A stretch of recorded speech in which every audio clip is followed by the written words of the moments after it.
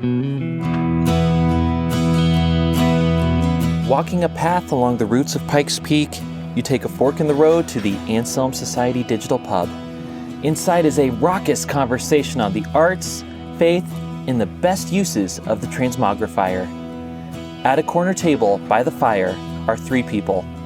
One of them, after seeing the side-eye glances from the other two, is slowly removing his hat for the Get Rid of Slimy Girls Club. And that's me, Matthew Mellema. And welcome to Believe to See, a podcast of the Anselm Society Arts Guild. Here at Believe to See, we explore the relationship between faith, art, and storytelling. Our goal is to help you connect the great story, the great stories, and our own stories in order to understand what it means to live with a Christian imagination. So it's crass and perhaps a little vulgar to admit to getting an idea for a podcast episode from Twitter, so I won't admit to it. At least not officially. But on a completely unrelated note, here's a tweet which may set the scene for today's topic. All right, the tweet is from a person named Chair. The handle is Chair Sign. I don't know who this person is. But anyway, here's a tweet. Hot take. Oh, actually, I should explain this better. Sorry, if you're doing a tweet, there's a process here. So the underlying tweet is a Calvin and Hobbes comic that showcases how incredible Calvin and Hobbes and its creator, Bill Watterson, was. And then the quote tweet was by this lady/gentleman Chair. And it says, hot take. Bill Watterson has mostly squandered his immense talent and has robbed humanity of great works of art by being content to work in one format for 10 years and then retire at 38. End tweet. Now, I don't know a single thing about this Chair Sign person other than this one tweet. But my knee-jerk reaction was that they were entirely correct. And that led me down a very long sort of transmogrifier hole. Yes, I do feel that Bill Watterson largely squandered his talent. But is that because me selfishly just wanted more Calvin and Hobbes? Am I entitled to enjoy the fruit of this man's artistic genius? And are artistic geniuses like Bill Watterson obligated to provide any fruit? That is what we are here to discuss. If someone has artistic talent and chooses not to use it, is it fair for us to criticize them for squandering it? And on the flip side, can we say that a talented artist has an obligation to use their talent to create art? Or is that going too far? Here to puzzle this out for me are my two co-hosts at this roundtable. First is Christina Brown. Hello, Christina. Hello, Matthew. Mandy Hauk is the other roundtable host. How are you doing, Mandy? I'm good. Yeah, what I want to do is I want to start off by all of us giving examples of artists who we feel had immense talent and chose not to use it. Mm-hmm. Whether we feel that's justified or not, just sort of work out the contours of what we mean by this. After that, I want to go and examine the flip side of the coin. Like, is it fair to say people can be obligated to create works of art? Do we need to be, putting in a set number of hours at our art a day or some weird things like that? So I want to look at both extremes of the pendulum. So I'll start with Bill Watterson. First of all, I'll set up my sort of bona fides here. I'm a huge Calvin and Hobbes fan. So I picked this up from my grandpa Bob. He was a big fan. I started reading them when I was a kid. I've been a huge fan since I was a kid. I mentioned on a previous episode, my fantasy football team has been named the Homicidal Psycho Jungle Cats after a Calvin and Hobbes comic since 7th grade. Okay, I have the complete works of Calvin and Hobbes up on my bookshelf. I still read them frequently. My kids read them frequently. I freaking love them, okay? The Snowman, all the Snowman ones are just brilliant. The Deranged Mutant Killer Monster Snow Goons. 100%. Oh, so good. So good. So I think that is one of the things that's guiding me here. The fact that I feel that Bill Watterson is such an immense talent. He's still around, right? I mean, he's what is... technically. But No, but I mean, maybe he's working in secret and we don't know. Well, here's the thing. So some people responded to this tweet saying, like, he has a book project coming out with some other artists. It's like, first of all, okay, none of us have heard of it. Second, has he done a single thing to, like, spread the word out of it? No, he's just doing it. Okay, but I'm getting ahead of myself. Mandy, stop beating me into doing this. I'm sorry. So I've been thinking about this, and I think the more talent a person has, the harder I will be on them for this sort of thing. Let me give a hypothetical. Okay. My day job's a lawyer. I love hypotheticals. Can I ask you a quick question? Yes. Sorry, are you able to tell us yet why Bill Watterson decided not to create, or is that later? I don't know if anyone knows except for Bill Watterson. Oh, I thought But, he made a statement about like why he wasn't going to keep creating. Well, I'll get there. well, but first, okay. I want to sort of set the scene for. Clearly, this is a why I very feel good this way. episode because we are both trying to get more out of you. Thank you. I like Go to be ahead. mysterious. Let's Mysterious assume Matt. in this hypothetical, you're a high school track and field coach. Okay. Let's assume for this hypothetical that you're a good judge of talent and you can tell if a young runner has potential. Yeah. Let's say under one scenario, you think a runner has potential to be maybe all state. And they're like, no, I know I could. I just don't want to. I just don't enjoy running. Would you hold that against the kid? No. Let's say you look at this kid and you're like, hey, he has the potential to be a Division I runner. He could run at a major college. But he's just like, yeah, maybe I could. I just don't want to. Because he doesn't like running? He just doesn't like it. If he doesn't like running, then no, I don't care. Let's say you genuinely believe he has the talent to be an Olympic athlete. He could win a gold medal if he applied himself. He but just doesn't want to. Still doesn't like running? Yeah. Leave the kid alone. Let him read Really? a book. So I'm very different here. Just intuitively, if the kids all say like, whatever, who cares? If he's Division I even, it's like, I don't care that much. But if you can win a gold medal and you don't even try, if you have that immense talent, I'm sorry, if you I'm could be sorry. one of the 10 fastest people in the world, and you're just like, I don't want to. Okay, I kind of counterpoint. feel like you're squandering something. Counterpoint. Mandy's Then the raising her person hand with for the class. with the silver medal is someone who loves running. And then some guy who doesn't even care about running just beat them out just because he's physically faster. So my intuition No. here is if you have an extraordinary talent, I'm going to expect more of you. And I'm also going to kind of give you a side eye if you choose not to use an extraordinary talent. Okay, can I just point out, though, that it seems as if in this hypothetical, you're assuming that's the only thing that he's good at. It's a hypothetical. So you just sort of strip it down to the bare bones. But I'm sure I reject that. I'm sure he's perfectly fine at everything else, just like most of us are, but he's in the 99.9999% of athletes. But then you're assuming that what is important about this person is a thing that they don't care about, and I just fundamentally can't get my brain around that. But I also feel that if you have this extraordinary talent, you shouldn't, not to go biblical on you, you shouldn't bury it. But I think I went biblical on her. No. Oh.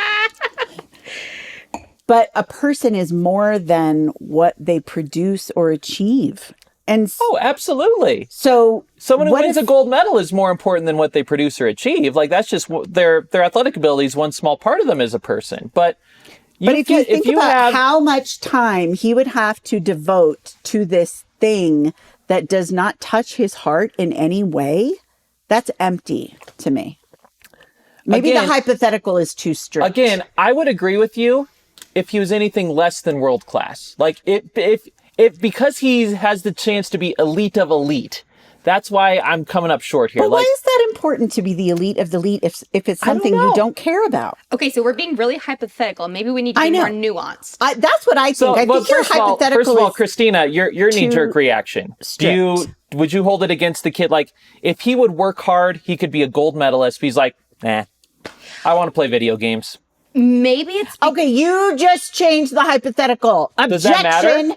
Objection, Okay, Your Honor. no. Let's do that. Let's say he's just like, you're assuming it's like this kid who's like, oh, I'm so good at everything. I have so many. No, I Let's wasn't. assume I'm changing the hypothetical now. I'm Okay. changing the hypothetical. New hypothetical. Which the one do kid, I react to? The high schooler is saying, I don't know. I don't want to go to track and field practice because I want to play video games. Would you hold that against him, or would you be like, follow your passion? You play those Minecrafts. Well, there are people who play video games because they're interested in, like, why is he playing the video games? Is he interested in the art? And maybe he could end up being a graphic artist. No, he just wants He's to. just like any other teenager who likes playing video games. That might be a little bit different, but I still don't want to push him. I want to find something he wants to do. Maybe he would like basketball. Maybe he wants to be in, and so then being fast would be good for something that I would want to find what he enjoys. That, yeah. But can we let to be clear then, to sort of distill it down, if I were to say resolved, somebody who has an extraordinary talent should develop the talent, you would say false. No. Explain. Because it sounds like I have this hypothetical where The this talent kid and who's, the passion have to both be there. The talent and the love have to coexist, or So the unless- talent. so- Or wait, let me finish. Or the talent is empty. Like, what the heck would a gold medal matter if he doesn't love running? so you would say on its Now own. you took it from the silver medalist. That's what I would say. Some guy who doesn't even care that he's fast just got the gold medal, and he goes yawning about it and not running around the track. So you're and saying the silver medal guy is crying. if you have a talent, Yeah. you are under no obligation to use it if you don't have the passion for it. Yes. Okay. So, Christina, how do you feel? Okay. Well, I'm more of a nuanced person than a black and white. However, I was trying. I'm just saying. I'm just saying. I need you to agree with either me or Mandy. Okay. I understand. So She's been bracing herself on the rocking chair this entire time. okay. No, it's a really good question. And I think the reason you're both so passionate about it is probably because it really matters. That was good. It's one of those things. So I have a little bit of personal experience with this, actually, which is perhaps why I'm taking a little bit more of a nuanced. I really kind of want to hear both of your perspectives on this. I have been told that I was squandering certain talents of mine because I was not comfortable using them. And I've been kind of told, you're hiding your light under a bushel and that sort of thing, kind of burying your talent sort of thing.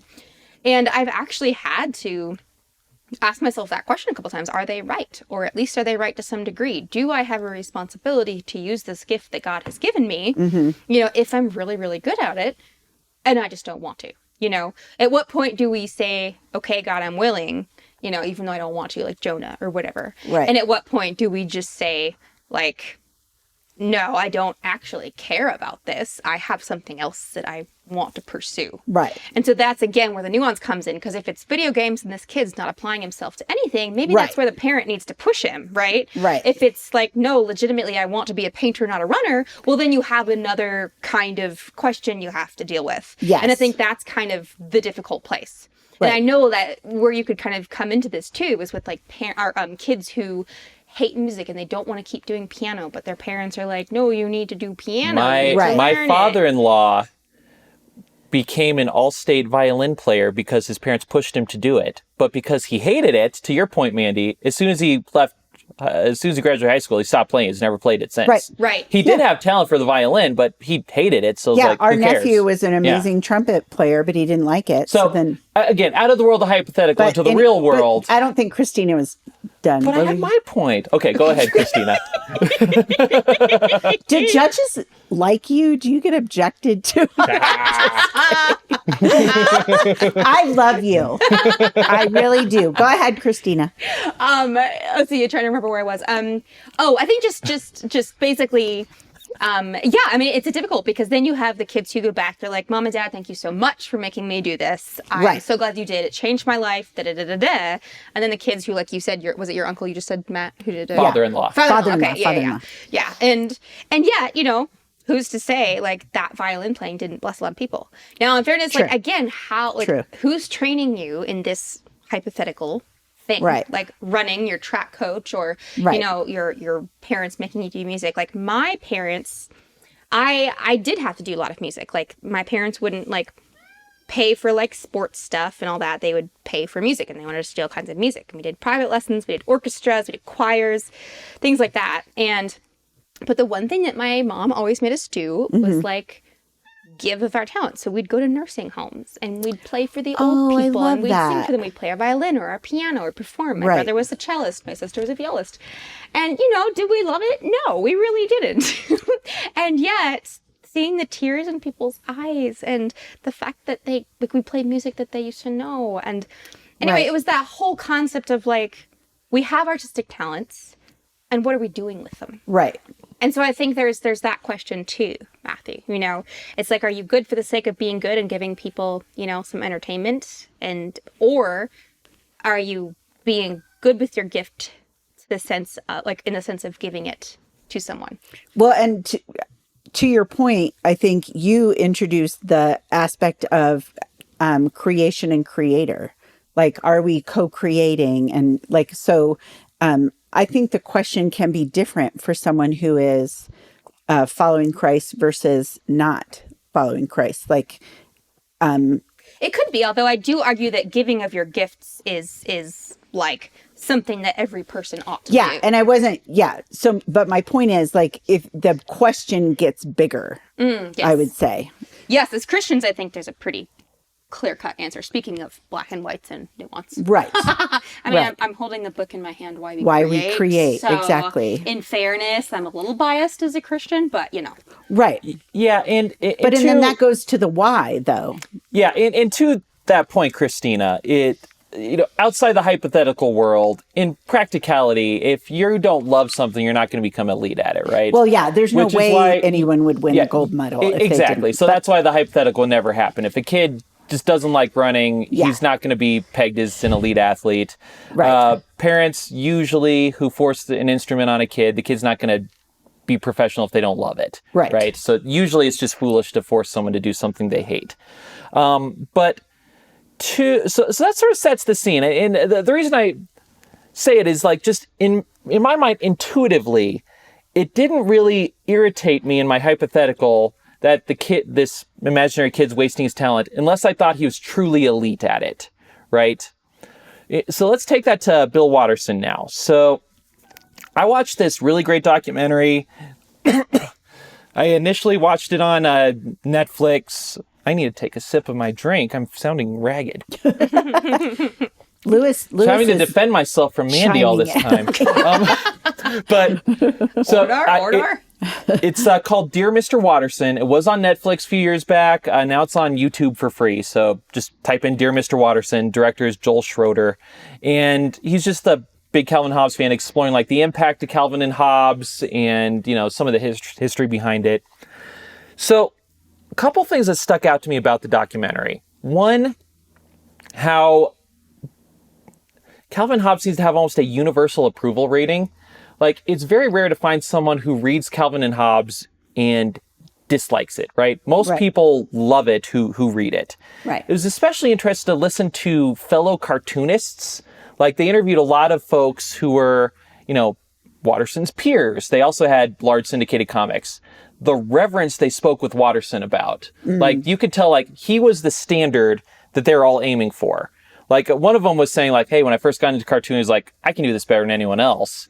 Then he saw Watterson's like, oh, well, I can do this better than all those people. Not as good as Watterson, Not as good but as him. Wow. So, and again, this shows even among this elite level of cartoonists, he was elite, truly elite. That's cool.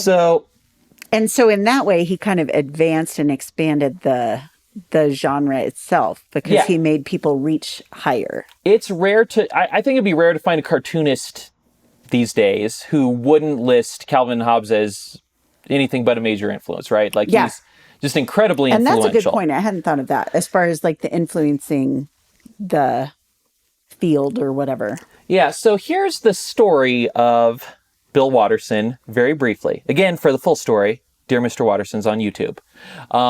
But he gets his start with Calvin and Hobbes after, having some little spot gigs, doing comics. What year about what year? What was He was it? born in 58, so probably... Yeah, it was I think it was 82 the strip debuted or something like that. No, wait, 85, something like that. So he gets going with Calvin and Hobbes when he's in his late 20s. And almost immediately, within the first year, Calvin and Hobbes is a huge success. Goes from being just in a few newspapers to being very popular. He starts getting lots of letters. And apparently, Watterson is a very private person. He does not like the attention. He dislikes all this stuff, the people writing him letters, the people offering him speaking engagements, all stuff. He just doesn't like it. And as this keeps going on, a couple things happen.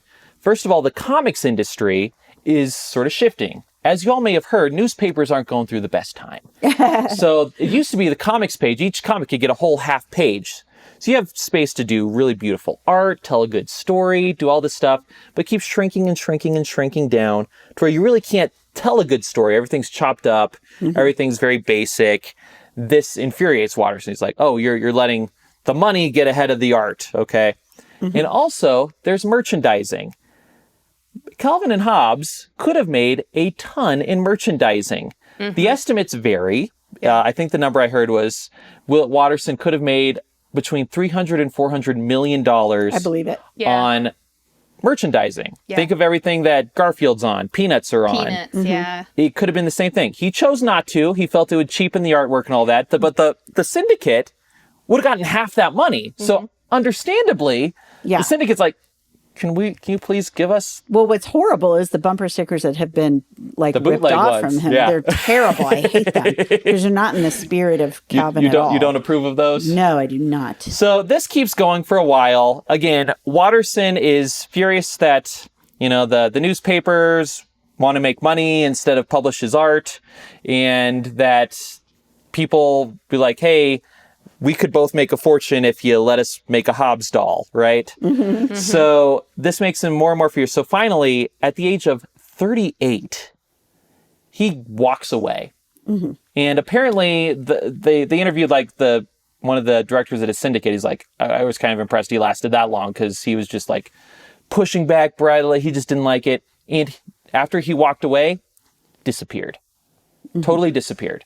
Like, there aren't photos of him. He doesn't give interviews. He doesn't do anything. Yeah. He's just fallen off the map. He's done a few very tiny projects that have been seen by him and a handful of people. I heard once there's a skating rink in his town where he likes to roller skate. Oh, cute. So it's one of these people where he is one of the most talented and influential artists of his generation. And for reasons that I feel are kind of silly and self-indulgent, he walked away and has refused to share his art with anyone else. And again, if he was just like Joe, a comic book artist, if he was like, did any of these other ones, I'd be like, okay, whatever. I don't super care. You do you. If you have your reasons, you can have your reasons. I don't care. But because he is the best of the best, the most influential. Influential is the big word. I kind of feel like he owes it to use his immense talent. Like, if you've been given this gift and you're like, no, it would cheapen my art to see Hobbes as a stuffed doll for some reason. No, newspaper, you want to make money? No, your newspaper should support my art.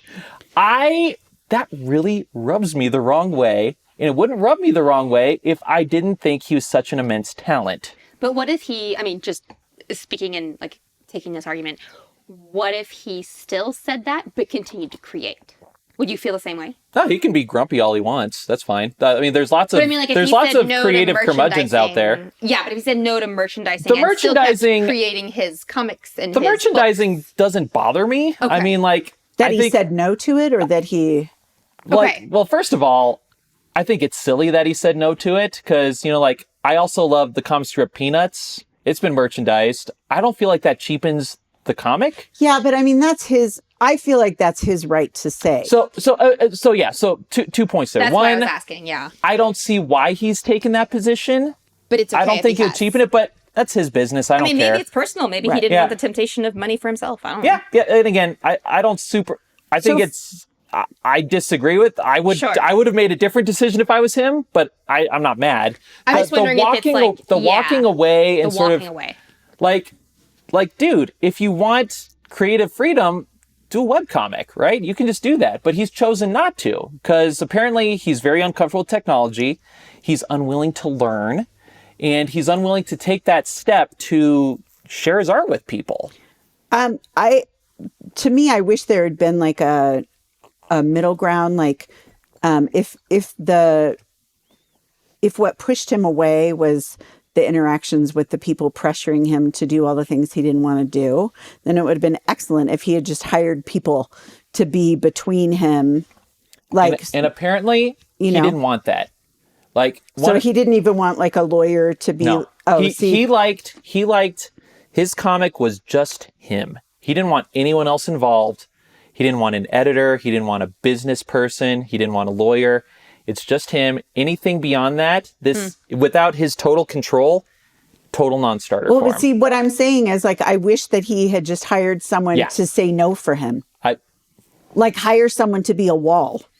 Yeah, but no, that makes sense. And again, you have to, I also sympathize with like the newspaper syndicate, right? It's like, guys, newspapers are going out of business. Like, you want me to bankrupt my company so that I can give your artwork more? Like, what? And also, like, bro, you can give $400 million to my business. Well, of course I want that. You lost me. If you are a director of a failing business, no, I know, and you have some dude who won't let your failing business stay afloat. Well, I know, but this is why I'm not a business person. I mean, so no, I hear you, but but I don't think that's an argument for why he should have kept going. And again, like the merchandising thing, I think it's silly he made that decision, but whatever, that's his business. I'm not really upset. The thing is, choosing to walk away when he did, which I think was also silly, but let's just say he's a sensitive person who's getting burned out or whatever. Why have you stayed away for this long? Well, I mean, we don't really know. I mean, Charles Schulz I actually have a friend who grew up, like her best friend was Charles Schulz's daughter. Mm-hmm. And Charles Schulz was extremely depressed. I mean, he really was Charlie Brown. Mm-hmm. Like Charlie Brown was basically him. Mm-hmm. And I don't know if you guys remember because you're young, but he announced he was going to retire. And the morning that his last Peanuts comic strip came out, he had literally died the night before. Yep. Charles Schulz had died the night before. Oof. And so I feel like I'm sure there are emotional components to this that we have no idea. We don't know. Like maybe Bill Watterson it was driving him to suicidal ideation for all we know. We don't know.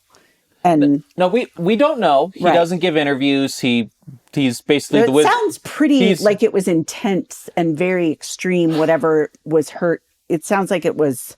Yeah. It was very intentional. He felt it strongly. Like, let's put it that way. And he stayed by his decision, which, again... Well, that's the part that I find so perplexing. If you are one of the most talented artists of your generation, one of the most influential artists of your generation, you're 38, you're set for life. Even though he turned down the merchandising, the book sales have still made him wealthy. Okay, so let's not cry over Bill Watterson's financial situation. He's doing fine.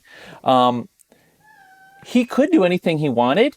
And he's chosen to just basically not share his artwork with anyone. Mm-hmm. And again, for most people, whatever, I don't care. But you are that talented. You are the Mozart, right? You're the Shakespeare, and you've chosen not to for reasons. Right.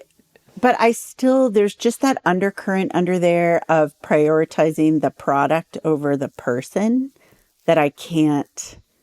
And I know I'm way overstating what you're saying, but that's like the little seed that kind of gets stuck that is not, even as brilliant as Bill Watterson, as his work is, he is more valuable than his work.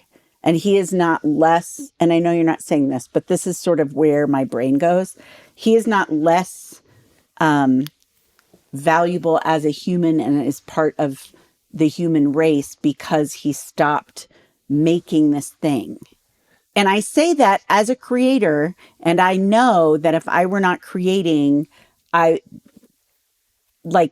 integral to who I am, but it's not, I don't know how to Well, I feel like you are giving him the most charitable possible of interpretations, Yes, right? Like I am. you're assuming he'd go into like existential crisis if he created. Maybe. No, Like, see, now maybe. we're overstating each other. So, I'm not saying that. But no, I'm saying you're being charitable to him, yes, and that's fine. Yes. It seems like, and again, we're all just guessing here because Spitballing. he's the invisible man. Right.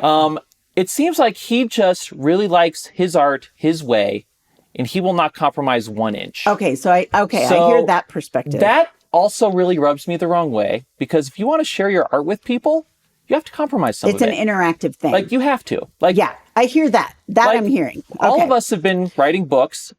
I've had to make compromises. Maybe Right. you've had to make compromises. You're not going to stop writing because of bad Amazon reviews. You could keep your work perfect how you want it. Uh-huh. All of us could, and no one would want to read it. Mm-hmm. Like, or Okay, you could make compromise. Like, I'm going Right. to change this to make it more marketable. Right. I'm going to shorten the length so it's, again, like people would want to read it. Oh, my editor said I should change this. I like this scene, but, I want to have a good working relationship with my editor, so I'll cut the scene. Well, that's fair. And Those are the things we all do. Bill Watterson will not. right. Okay, I have a question about Can I just tag to that? Yeah. Okay, because I ended my relationship with my first agent because the changes she wanted to make were antithetical to where I was going with my characters, and her recommendations showed me she didn't understand what I was trying to do. So there's that. But I've made other changes and been grateful for the input. So yeah, there's I mean, there's no obvious answer, right? Like you Right. can't just I don't want you can't Christina just to forget. write so that people want to read it, right? Like that, then you just that's give weird prideful. algorithms, right? That's prideful. Yeah, there's a balance there. There's always a tension. Right. Go ahead. Sorry. No, you're good. I don't remember what the question was. Oh shoot. No, it's okay. I do that all the time. Anytime, yeah, it's fine. I lose my train of thought so fast. Yeah. But generally, I guess kind of where I was trying to think, where I was thinking through this is, of course, there are two extremes here, and we don't know Bill Watterson's real story, but that's okay to like think about this as you are, Matthew, as like what is our obligation. But I guess maybe what would be helpful, I think, for the purpose of this conversation is to kind of include more examples. Think about this less from a Bill Watterson, perspective and more from like other artists, like about this concept, not in theory, but like this concept played out in other lives because we don't know enough about Bill Watterson. Yeah, and like I'll give you an example of one that looks similar, but I think is totally different. And that's Susanna Clark. We all know I thought of her too. We all know Yeah. she's one of my favorites. Yeah, so she's she too. writes She's Jonathan great. Strange and Mr. Jonathan Norrell, Strange, one of my favorite books ever. Writes We all around are 2000. Piranesi fans, so Almost 20 years passed until Piranesi, right? Yeah. So she's open to me being all grumpy again, because again, I think she's extraordinarily talented. But in that meantime, she was dealing with serious health issues. She had like chronic fatigue. There were legitimate reasons why she could not do it. And again, like Mandy, you brought up a good point. There may be good reasons Bill Watterson has that we don't know. Right. But we do know for people like Susanna Clark, those do happen and they are legitimate sometimes. A lot of times. And I mean, I was looking up because you had us you asked us in advance of this to think of artists who've quit that, and I was having a hard time. I thought of Harper Lee, but that was the only one I could think of, and J.D. Salinger. But so I Googled, and I actually found a few painters that stopped, but interestingly, none of them stopped permanently. They would stop and then go into solitude and then burst back out and like have more stuff. Sometimes called completely recharge. different. Such a painter move. I see them, I quit, and they storm off, and then later like, okay, I'm back. Yeah. it's a four thing. But it was, totally. It's an Enneagram 4 thing. But one of those was an artist from the 60s and 70s, Agnes Martin. She was an abstract artist. And she was very reclusive and shy, and it just overwhelmed her because she got very popular and she couldn't handle it. And so she stopped, but she only stopped for 18 months, which I think is so cute. But anyway, she's That's like, a no, fair I can't stop." hiatus, right? That's a good, yeah, but she fine. thought she was quitting forever. But anyway, but this was her quote. She said, "From an overdeveloped sense of responsibility, we artists, we sort of cave in. And I was like, wow, like that was really interesting to me because she got Cave in. I'm sorry. Cave in. What do you mean cave in when they get publicity or cave? So like the pressure from being like, wow, people think my work is significant. From an overdeveloped sense of responsibility because she was getting so big. Responsibility to produce because the public loved her work. Yes. Okay, got it. We sort of cave in. Got it. So she caved in, like she couldn't bear up against that like demand for her work. That reminds me of another example I have for later, but keep going. Yeah. No, that was it. That was the quote. And that's it. Well, it's interesting because there's one of the people that I thought of was Arthur Conan Doyle, Sherlock Holmes. Yeah, Sherlock Holmes. He tried to kill Sherlock, but he couldn't do it. Well, yeah, right. No, I think from what I understand, he got tired of writing the stories and he did stop for a while. But there was so much demand for the return of Sherlock that he came back several years later and kept writing, but he didn't actually like it and he didn't want to. So I thought, sad. Yes, but see, that's really interesting because I think it was an interesting foil or, a contrasting to Bill Watterson. Even though we know, so the things we know about Doyle, Doyle, that Bill Watterson and Doyle stories line up to the point where they're both like, I'm done. I don't want to do this anymore for my own reasons. Goodbye, followers. Goodbye, audience. And then, but they have different responses in that, Doyle comes back after all, after the demand of the popular audience, right? Right. And then Gotta give the people what they want. See, and there's where Doyle, or do you? How do the stories Right, compare? Is there any data on that? Like, I would think they would be better when he was loving doing it rather than doing it out of I would think obligation. so too, and I'm unfortunately not enough of a connoisseur of Doyle to know. Yeah. But you might know, Matthew. I know you love detective mysteries. Do you know if his later I work am is unaware if there's any less appreciated at the end? I don't think so. I mean, he did change as a character over the years, but I'm not aware of any like analysis of did the stories get worse because Doyle's sort of writing them under protest, right? Right. I don't. Or out of obligation, at least. Yeah. I don't think so, but again, I don't have that at hand. Okay. Well, and then I think it's interesting because obviously we're talking about people who we literally only know through their one specific type of work. And it really does go to like, what is the value of a person and what is the value of, because obviously, I'm the Dorothy Sayers Stan account over here. I believe that we as creations, the way that we most fully express our being made in the image of God, our Imago Dei, is by creation. But it doesn't necessarily have to be a painting, some people aren't even artistic, but they're still creators, or artistic in the way we call it artistic. Do you know what I mean? Mm-hmm. So a construction worker, an engineer, a chef, all those things. And so I think we're limited in the argument, even not just the hypothetical, but the talking about the artists that we know, because we only know this one specific way that they create. We don't know what else they're doing in their lives outside of that public art or that public contribution, Yeah. And I here's another example that might get to some of that as well. Because, and again, you are right, Mandy, let's stop. He just said I'm right. Okay. End of episode. We're done. End of episode. The embers. To be clear, every person is more than the things they can produce and create, right? Even if you have extraordinary talent, that talented area is just one part of you. Okay.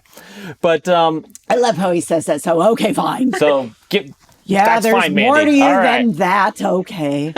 So now let me tell you about this Soviet era animator. Okay, I'm ready. So have y'all ever heard of Yuri Norstein? I have not. Okay, well, I highly recommend him. He is an animator, sort of grew up in the Soviet Union. He has a very distinctive animation style. So let me tell you his story, okay? So Oh, we're ready. he grows up. What was it? Say it again. Yuri Norstein. Yuri So Norstein. he's okay. ethnically Jewish, but he grew up in the Soviet Union. Okay, gotcha. So born in 1941, so he sort of gets his start in Russia's animation studios in the 1970s. They had this style here, it's called a cutout animation style. It's absolutely fascinating. So what they do is they make the drawing on a piece of paper. They cut out all the little bits, like they cut out a hand, the fingers, the mouth, all this stuff, and they move it around on the pane of glass. Each bit by bit, they draw everything out. So it almost looks like a paper puppet, but they can do a lot of detail with it. Oh, that's so cool. So he was a master at this genre. So he has, so two of the ones he's known for are very short films called Hedgehog in the Fog and Tale of Tales. Again, listeners. Hedgehog in the Fog. Hedgehog in the Fog, Tale of that. Tales. Look those up on YouTube. They're extraordinary. Like, they're really, really extraordinary. The amount of detail he can do from moving bits of cutout paper on several layers of glass. He could use several layers of glass so he could do like a 3D effect, like some are deeper than the others. They're absolutely extraordinary. He's an immense talent. And his wife, Francesca, was an animator as well. She's sort of the artist.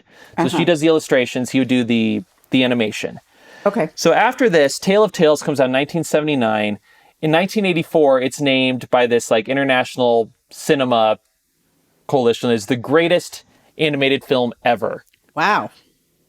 Extremely highly well thought of. Like the Studio Ghibli guy in Japan cites him as a major influence. Okay. So in 1981, he starts an adaptation of this Gogol short story called The Overcoat. Oh, I know that story. Yeah. Him and his wife start it when they're still at this Russian studio. But Soviets being Soviets, they think he's too, he's not hip with the communism enough. His movies are too, morally gray. Free thinking. So they fire him. So Wow. he keeps going on his own. He started this film in 1981. Do you know when the film got debuted? When? It hasn't yet. No. It's still in production. Is he still alive? Yeah. Let that sink in. Oh my gosh. The film is still in production. Both of them are in their 80s. Oh. As of now, they intend it to be a 65-minute film. Okay. As of right now, 25 minutes are done. They've gotten 25 minutes done in 40 years. You guys, hurry. There's several reasons for this. Okay. One is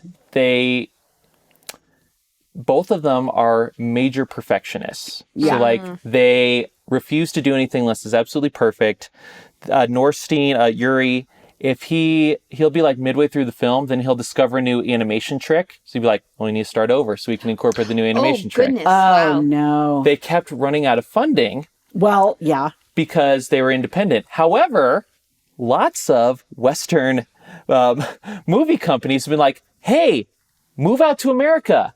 You can live here and we'll give you all the money you need to finish the project. Yay. You know what he said? He said no. He said no. The guys who did Wallace and Gromit at Aardman's, the guy was like, Yeah. let me fund your movie. Here's this giant check. You know what he said? No. No. Why? He runs away from people when they offer him money.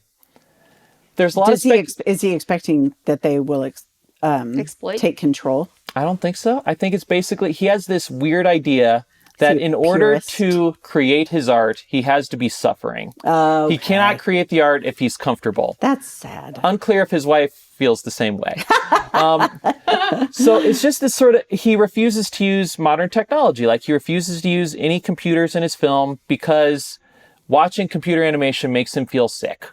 So you get this sort of picture of this immensely talented, but sort of stubborn, crotchety old guy. Right. Who has deprived the world of his immense talent for 40 years because he just won't let anyone help him. Yeah. He won't accept the buckets of money that studios are doing to give him all the funds he needs. Like, he can have a whole Fascinating. studio to finish this movie. Yeah. He doesn't want to. Just him and his wife in their rented flat in Moscow. Wow. And you know what the gist of it is? What? They have about 25 minutes done.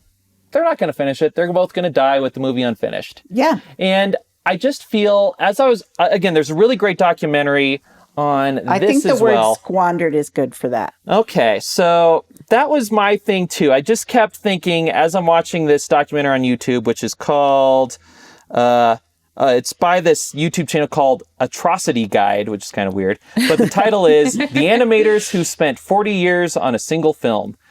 The overwhelming thing is, what a waste of both of these people's immense talent. And again, I encourage everyone to look at Hedgehog in the Fog and Tale of Tales. They're marvels. Like, they're so talented. And for these sort of self-imposed, silly, stubborn reasons, they're not getting it done. So Mandy, let's examine this. So where does artistic integrity come in, and where does like the stubborn... That's what he would say. He'd be like, I'm just being true to my art. I'm not making compromises. Well, but see, then that's a whole other wrong way of viewing art as the most important thing. Right. Where does your audience come in? Where does the people you're creating for come in? Or does it? Is it all about you and what you're creating and the way you want to create it versus giving of it with, like you said, some compromises you were talking about. What are you doing it for? But, what are you doing it for? Who are you doing it for? And why is this one taking them so long? Were the other two shorter? The other two were shorter. Tale of Tales is about half an hour. And Fog. Same thing for Hedgehog in the Fog around. So, but this one's 65 minutes. But so they it's not didn't take significantly 40 years longer. for those two. So, number of reasons. One, they kept running out of money because they don't accept money. So they had to take commercial jobs to pay the bills. Oh, so they haven't been exclusively working on it for... Well, they have to take a year off. And they're so slow. The commercial jobs take them it'll be 18 months for a 30-second film. Wow. They move at very slow pace. And slower because now they're in their 80s. Yes, exactly. They're not going to finish.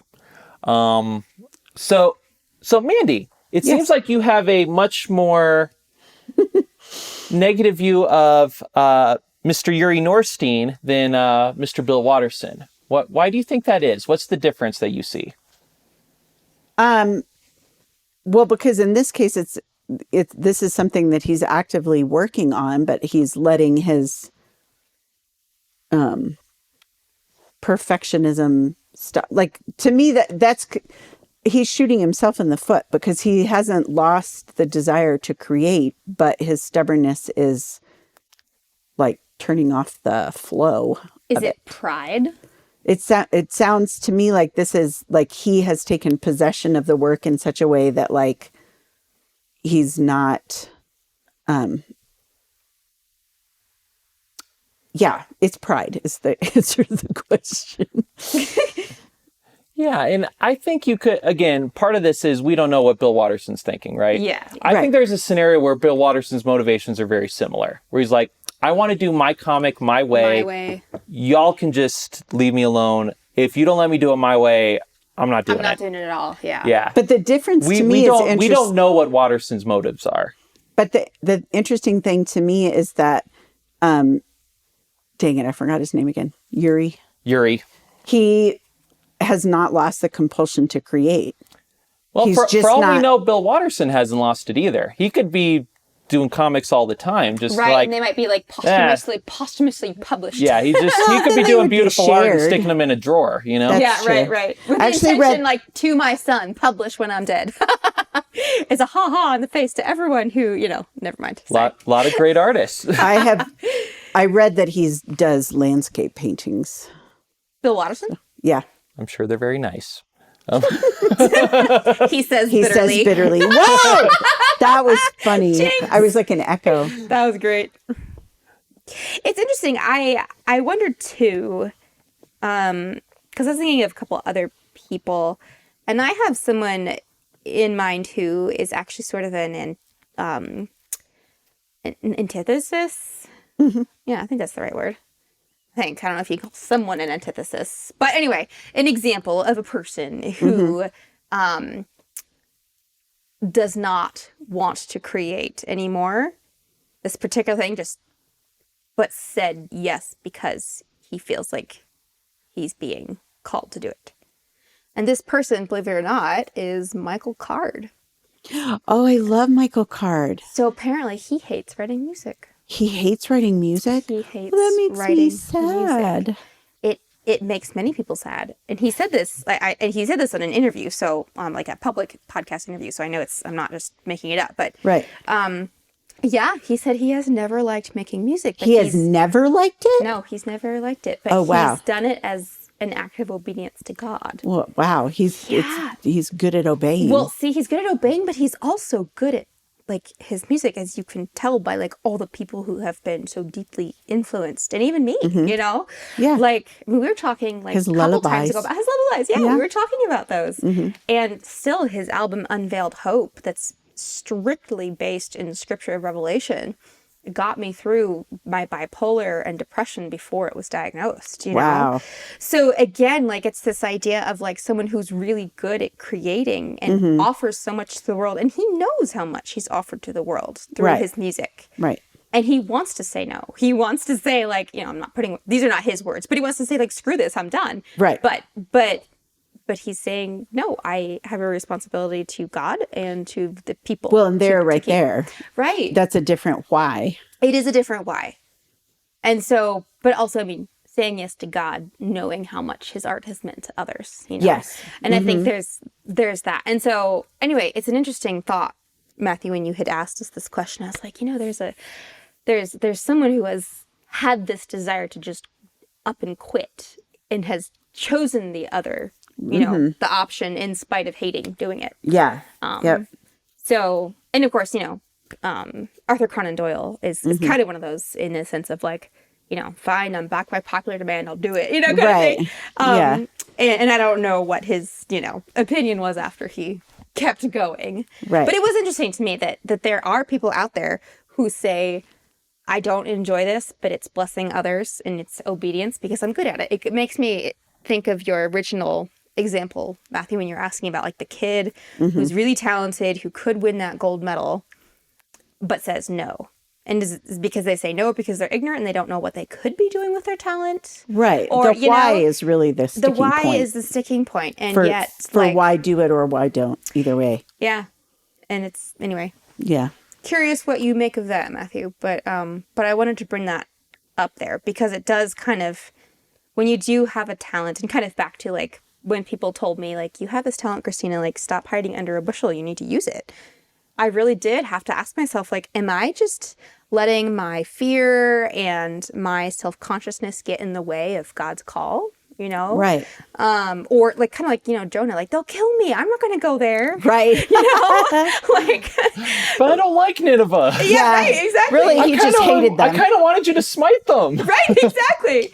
So yeah, like, where does that come in? And I think, you know, as Christians or not, like, you know, I think Christians, it's easier for us to understand that we have an obligation to share our art.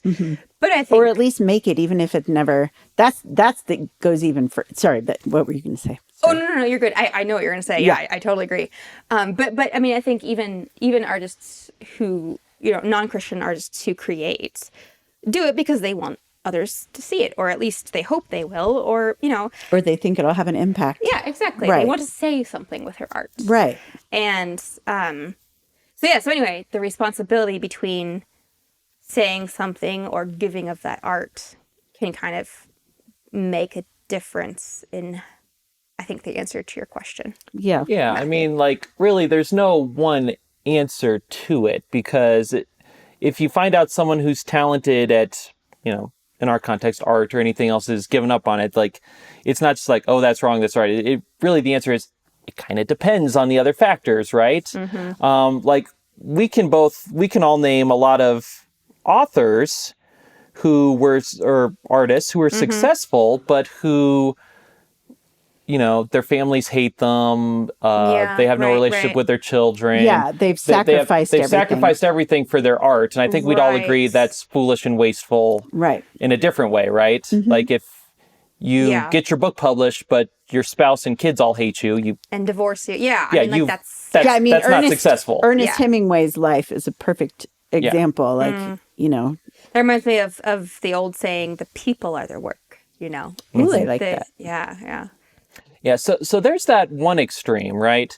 Then there's other things. It's like, okay, if you've given up your art, like, what are your reasons for it? And you know, I think one of the reasons we're having this back and forth on Watterson is we don't know what his reasons are. Yeah, that if makes it was, it's just I just was overwhelmed by it all. Just for me to be able to function as a person, I just can't do it. Well, maybe that can be justifiable based on the factors. But if it's I want to do my work exactly my way, and if I can't do it, then I'm going to take my ball and go home. And I'm not going to offer my talents to the world. Same thing with... Or maybe he just thought it had run its course and he was out of Calvin stories. Exactly. Which I can't imagine. But And, then we also have another example who I think is pretty relevant here is George R.R. Martin, the Game of Thrones guy.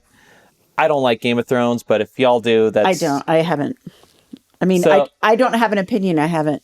But I find it dabbled. fascinating where his book debuts, I think it was like 96, the first one in what's supposed to be a 7-book series. First one debuts in 96, then 98, then 2000. And they're huge books. They come out every 2 years.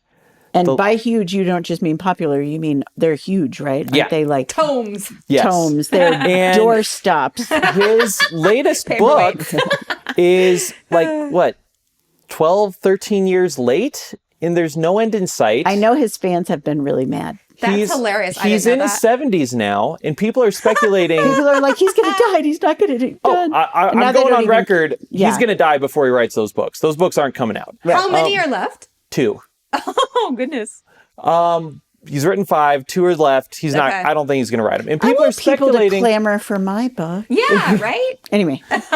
One of these days, you'll be in your dream. 70s. People are like, why hasn't Mandy finished this series? Yeah. Because she doesn't write series. But people are speculating. One of the reasons seems to be, this is me speculating. I think he really likes his life. He doesn't really like writing. So he's like, hey, I like going to conferences and people treat me like a rock star and living in my fancy house. Why write? And then the other part is, I think he said this in some instances. He makes lots of silly excuses. But one of them is just the pressure of it. Like, people love the series so much. Having this pressure to land this huge ship with all these different subplots and storylines, different point of view characters. It's just too much. That's a good point. Like you mentioned with that painter, where it's like more like, okay, you started it, you finished it. That's your responsibility to the audience because you've already begun. But something I see what you're they're saying. like invested in, and so I'm actually more on your side, Matthew, with this one, in the sense of like, do you have a responsibility to your? Oh yeah, he definitely. This guy started this ball rolling. This is rude at this point. Yeah. But one of my Rothfuss was the same way about. Sorry, man. No, go ahead. Just interrupted you. No, it's I was okay. thinking of another author who people have been frustrated, like Patrick Rothfuss, who the name of the Wind series. Yeah. Yes. And it's the same. People are like, come on, man, you've cut us. Like, when is this coming out? It's been years. And anyway. Yeah. So. Emmy loves him. I just realized I was supposed to read. He's in my to read list. Well, anyway. But one of my favorite bands, the Decemberists, they are not very well known. They're very niche. And I like the Decemberists. weird. Does that mean I'm niche and weird? Yeah. All right. All right. But I saw an interview with them on CBS. Notice how you're a 4 and you're happy with being weird. I don't know what 4 means, but all right, I'll take it. I remember I took the Enneagram, and after I took it, I was telling like my sister-in-law's really big into it, and I was like, I took it, I got this number. Let's say it's 4. I don't know what it is, but I also said like, I don't really take these things too seriously, and she's like, that's such a 4 thing to say. It's like, okay, fine. Anyway, I saw a Decemberist interview on CBS Sunday Morning, which my girls always laugh because that's where I see everything, but whatever. I'm an old woman and it's a good show. But it was really funny because Colin Malloy is the lead singer, and he was talking about, because she was like, you guys have been a band for 24 years. And you're still not really, you don't play huge stadiums or anything like that. And he was talking about how he loves that because his fans, he's like, we don't have these massive expectations. Like, we can do whatever we want and our fans are going to be fine with it because there's not that much pressure, which he does. I mean, their songs are, their most recent album, one of their songs is 20 minutes long. Oh, my. Joan in the Garden. Oh, my. It's awesome. But he doesn't have, there's no like massive stadium full of people going, this is not what we expected. Why? You've let us down, you know? I saw so there's them a benefit. I saw them at the University of Colorado Springs cafeteria. We saw them in Mission Ballroom just a couple months ago. Well, there we and go. If I would follow them around the country, I love them. It was our first time seeing them. But anyway, all that to say, there's something to be said. I could see how that would be scary. All these people with book 5. He's basically got people with, who knows when when the mob is gonna grab pitchforks. Yeah, now you don't know. He's in created a in mob. his 70s, so it's Right. like I can see why he is in a conundrum, and apparently also he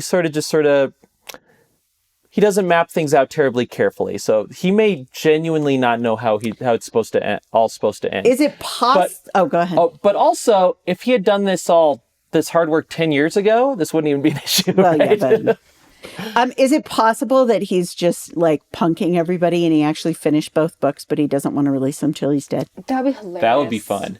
Because then he doesn't have to deal with whatever. That's actually a great idea. That's hilarious. I bet that's what he's doing. That's my new There we theory. go. That's your new The theory. official guess. Go blog about it and make it a popular theory. And Okay. and then he'll be pressured even more. Yeah. If he No, hasn't then someone already. will kill him. Then some psycho fan will kill him to get the books released. Okay, And that's then- fair. Maybe that's not a good plan. Yeah. That's a short story idea. Isn't that the plot of that Stephen King book, Misery? No. She's mad at him because he kills his character. She Well, there doesn't we kill go. him because she's mad. Well, it's close, I would guess. Yeah. Anyhow. Anywho. All right, so we're running a little low on time. Anyone with some closing thoughts on... Oh, Christina not only has her hand raised, she has a book open. I do. Okay, so do tell. Okay, so do tell. Here we go. So on Believe to See, we had an interview with Matthew Clark. I think it was Mandy and I were talking. Yes, I it believe was. it was a year ago because we were talking about pumpkin spice lattes on the podcast. Yes, and here it is, pumpkin spice season again. Put pumpkin spice in my pumpkin bread, not my coffee. And here I am claiming the opposite. But anyway, I digress. We're very funny about this. The whole world is. But in this interview, we talked about Matthew Clark's essay in the Anselm's Why We Create book. And his essay is called The Art of Subcreation. And this is a really cool quote that I love for all of us creators. Yeah. Under the banner of the great creator. Yeah. The great storyteller. So he quotes Christy Purifoy here in her book Roots in Sky. Okay. So Matthew says to us as artists, as sub-creators, God is calling upon your imagination and mind to play a real part in the story, the great story's development. For, and then he quotes Christy, whether we speak of poems or places, all art acknowledges an absence and dreams of something or other, something more. Art is the material form of hope. Oh. I know. So with that, yes, I think Bill Watterson might have had, should he have been a practicing Christian, I have no idea if he was or not, but maybe he ought not to have stopped so fast. Right. Maybe he ought to have continued to offer hope to his audience. However, all that to say, my ending to this, which is not Matthew's ending, don't worry, Matthew, you can have your own ending, but my very giddy note on which I'm ending is we ought to keep creating because it offers hope to those that we create for, and we should never dismiss that fact. Right. And that goes right back to the why again. It just all goes back to the why. And on that note, everybody, things are winding down at the Anselm Society Digital Pub. The fire's down to embers, the customers are trundling home, and you've polished off your final bowl of chocolate frosted sugar bombs. Yes, we have. Once again, Believe to See is a podcast of the Anselm Society Arts Guild. If you have extra 30 seconds or so to spare right now, please rate and review this show on iTunes, Spotify, or wherever you get your podcasts. Thank you so much for listening, and we'll catch you next time.